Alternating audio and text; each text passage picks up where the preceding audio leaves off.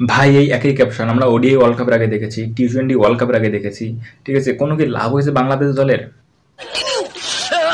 দেখো, বাংলাদেশ যে জিতবে না এমন কোনো কথা নাই, বাংলাদেশও জিততে পারে, কিন্তু তফাৎটা হলো যে কোথাও ক্লাসের টপারের চিন্তা ভাবনা আর থাক, বাকিটা বললাম না।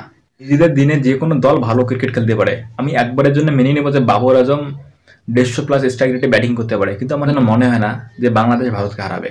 কারণ ভাই তাদের নিজেদের প্লেয়ারের বিশ্বাস নাই, আর তাদের দর্শকের কথা বাদে দিলাম, তারা শুধু সোশ্যাল মিডিয়ায় এইসব করে বেড়ায়। आज के लिए फिलहाल इतना ही। आपकी तरह मैं भी मायूस हूं, लेकिन আর তাহলে সেই দলের অবস্থা কী হবে যদি তাদের পিছনের খুঁটি যদি শক্ত না থাকে? তাহলে তো আজকের ভিডিও এতটুকুই, দেখা হবে নেক্সট ভিডিওতে। আর মেন কথা হচ্ছে যে এই ভিডিওটা বানাতে চাইছিলাম না, তো চ্যানেলের রিস্ক কম হয়ে যাচ্ছে দেখি এই ভিডিওটা বানিয়ে দিলাম। দেখা হবে নেক্সট ভিডিওতে, বাই।